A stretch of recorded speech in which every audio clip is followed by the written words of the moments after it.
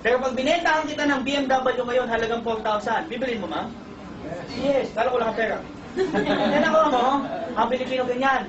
Ito, pinapakita ko sa resulta mo after 2 years. Gawin mo na.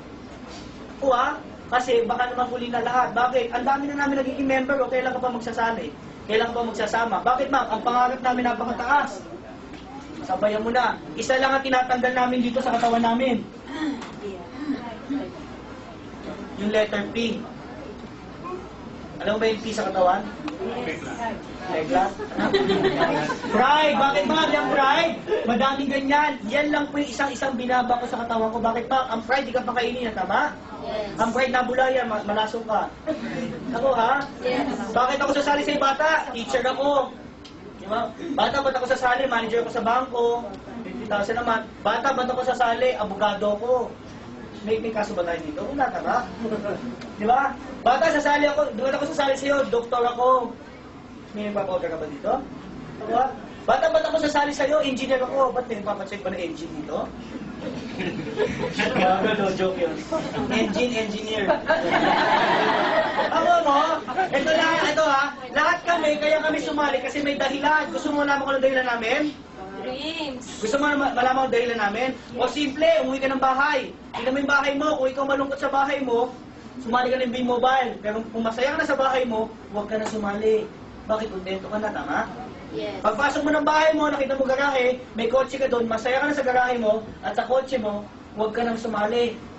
Pero kung hindi ka pa masaya, sumali ka, bumalik ulit dito. Pasok ka ng bahay mo, nakita mo yung sala mo, masaya ka na sa mga nakikita mo. Huwag ka na sumali sa B-Mobile. Kung hindi ka pa rin masaya, sumali ka. Bakit, ma'am? Dito mo kitain yung lalagay natin dyan.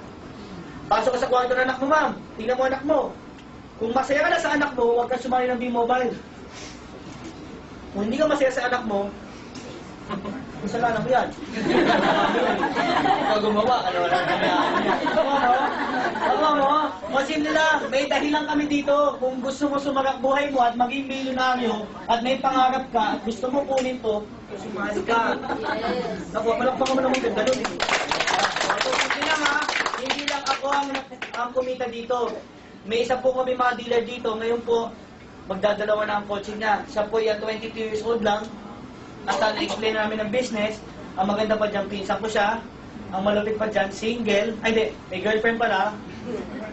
Pero hindi sila kasal. Kaya sila na yung negosyo. Ito malupit. Ang weekly po na kinikita ngayon, humigit ko mo lang 150,000 to 200,000 per week. Bagong graduate pa. Ito malupit. Palakpakan naman natin si Mr. Robert.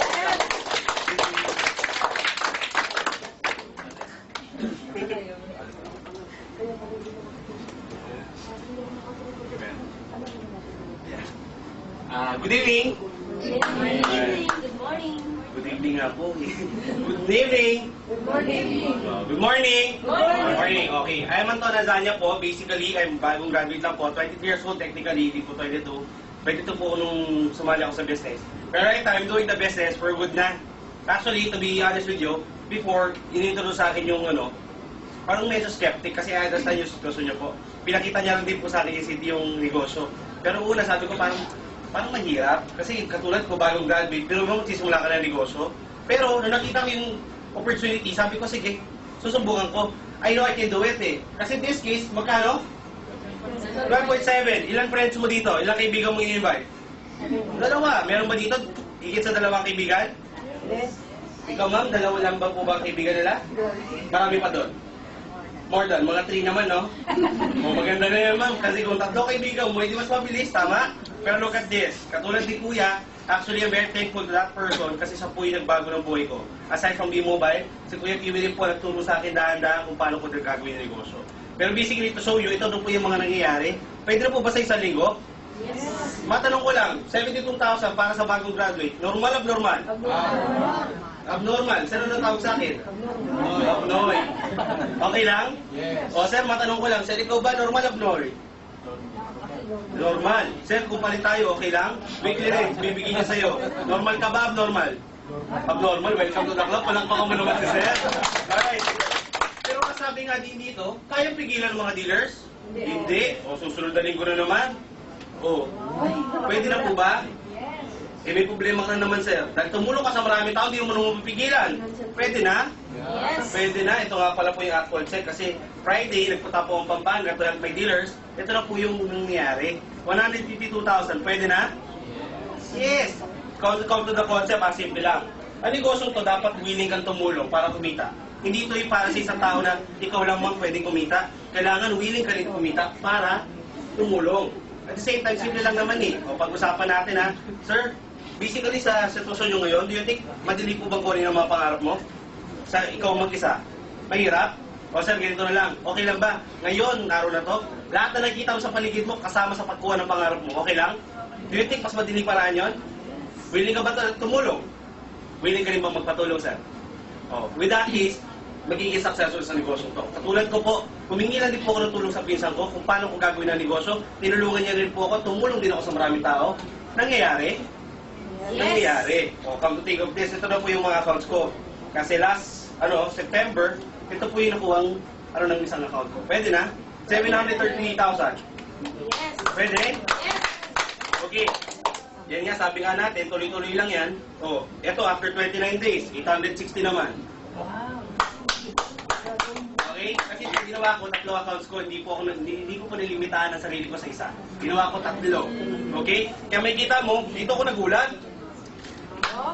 Pwede na? Pwede na po ba? Yes. Yung parang ibang din natutuwa. Pinupulot na po ba? Hindi, di ba? Mahirap po gawin yan. Kung effort mo lang gagamitin. Pero in this case, humingi lang din po ng tulong. Nangyari? Yes. Alright. Eto, lastly, pwede na? Ito yung pinaka-recent. Pwede na? 1.1 million? Yes. Pwede. O sabi nga ni Kuya Piwi, kailangan mo lang tanggalin itong sa katawan mo. Alam mo bakit? Sabi nga, pwede pa kayo sa pamilya? Hindi. Pwedeng bumuhay ng pamilya? Hindi rin. Kasi pag pinakain mo sa pamilya mo ang pride, sabi nga niya, bubula ang bibig ng mga yan. Sabon. Okay? Sa negosyong to, tinanggal ko lang to. Marami nagsabi sa akin, alam mo, hindi para sa iya. Kasi nung pag-uwi ko sa bahay, in-explain ko yung negosyo sa nanay ko. Sabi sa akin ng nanay ko, nahihilo ka na ba? Oo. Tatay ko, sabi ko, Dad, hindi ka na kailangan magtrabaho. Ako nagagawa ng paraan. Pero sinabi ko sa kanya yung 900,000, sabi sa akin ng tatay ko, gutom ka ba?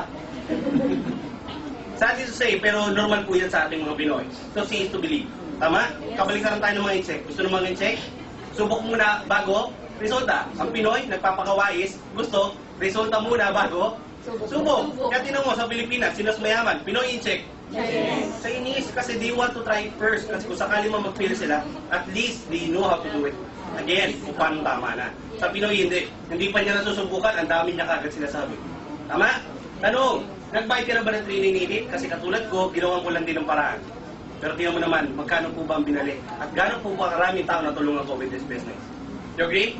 Yes. Alright. Hindi mobile, simple lang. 3 months ko lang itong ginawa. Nung sabi sa akin ng tatay ko, meron ka 3 months para gawin yung negosyo. Pag hindi ka nag-succeed in 3 months, pumunta ka ng Singapore, doon ka magtrabaho.